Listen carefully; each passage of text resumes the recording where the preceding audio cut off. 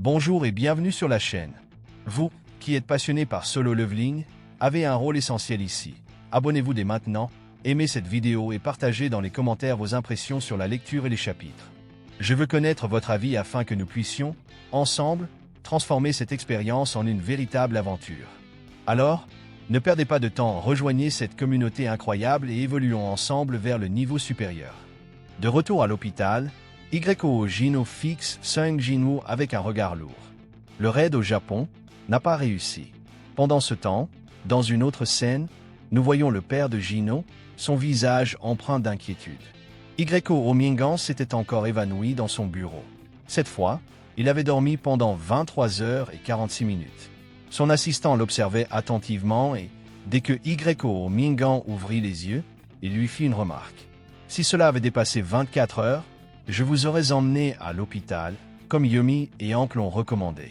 Essayant encore de se réveiller complètement, Yoko Mingan reçut une nouvelle inattendue. De plus, monsieur, une patiente s'est enfin réveillée de son sommeil éternel. Yoko Mingan leva les yeux, immédiatement alerte. Qui est-ce? L'assistant répondit. Votre mère, monsieur. Votre mère s'est enfin réveillée. Le monde de Yoko Mingan s'arrêta un instant. Sa mère, qui était plongée dans le coma depuis tant d'années, était enfin réveillée. Mais ce n'était pas la seule surprise de la journée. Ah, et une autre chose, continua l'assistant. Quelqu'un est venu vous voir. Yoko Mingan se tourna vers la porte et vit la silhouette d'une jeune femme. Yujino annonça l'assistant. Pendant ce temps, sur le champ de bataille du raid au Japon, le chaos régnait. Yuri Orlov fut violemment projeté par le géant. Ce chasseur de rang national, qui paraissait autrefois si confiant, était désormais dominé par la peur. Il se releva en titubant, mais avant même qu'il puisse réagir, l'énorme monstre se précipita sur lui.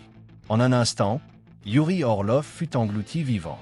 Les soldats et les chasseurs observent la scène, horrifiés.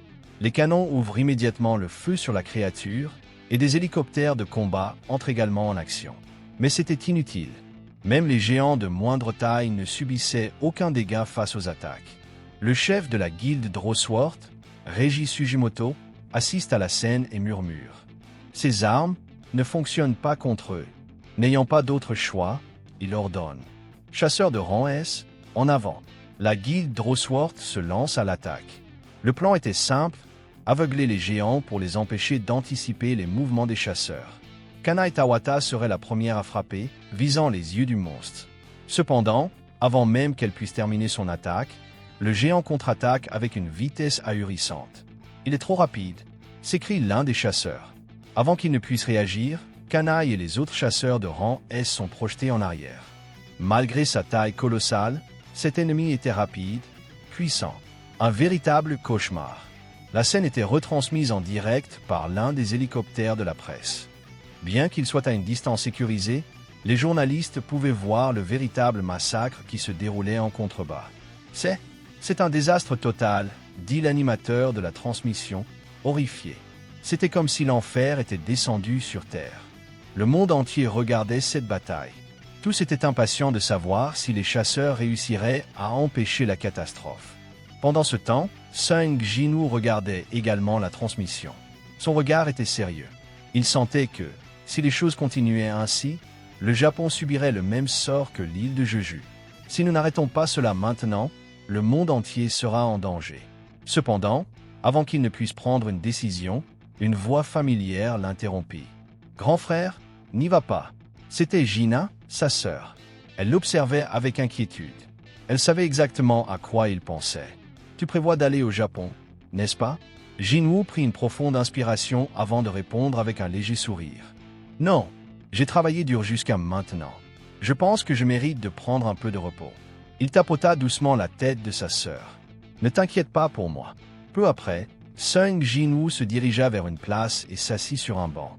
À ses côtés, la présence imposante de Beru, son plus fidèle subordonné de l'ombre. Sung Jinwoo le regarde et commente. « Alors, pendant que tu veillais sur ma sœur, tu regardais des feuilletons ?» Beru, avec sa voix caractéristique, répond sans hésitation. « Oui, mon roi. » Jinwoo esquisse un sourire en coin. « Je m'en doutais. » Après un bref silence, il demande. « Comment va Gina ?» Beru répond immédiatement. « Il n'y a eu aucune menace. Elle dort paisiblement chaque nuit. Mais Jinwoo sait que ce n'est pas si simple. Je suis sûr qu'elle est encore traumatisée par ce qui s'est passé à l'école. Il se souvient de combien Gina tentait rarement de l'empêcher de partir en raid. Sauf la toute première fois. Un silence s'installe entre eux pendant que Jinwoo réfléchit à ce qu'il doit faire. Soudain, une voiture noire s'arrête devant lui. Avant même qu'il ne réalise, Sung est emmené à une rencontre inattendue. La voiture le conduit à un luxueux immeuble commercial où il se retrouve face à Yo Mingan, l'un des hommes les plus influents de Corée. Jinwoo croise les bras et demande directement « Que me voulez-vous » L'homme d'affaires sourit poliment. « Chasseur Sung Jinwoo, je suis le président de Yo Construction. » Il s'incline légèrement avant de poursuivre. « Je ne fais pas partie de ceux qui pensent que l'argent peut tout acheter.